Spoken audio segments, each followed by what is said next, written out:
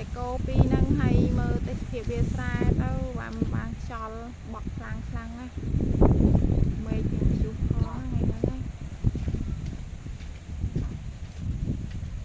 ហើយឥឡូវស្មានដល់អីឃើញម្ចាស់មកតែអត់ទីទេចាំមើលថតទុំទៀតហើយបានណត់ទុំរាល់ថ្ងៃញ៉ាំយូរទៅហាក់ដូចជាអារម្មណ៍យើងវានៅតែវាស្រែហ្នឹងទៅហើយមួយថ្ងៃបានមកម្ដងដែរចឹងទៅចាប់ដើមពីក្រោយទៀត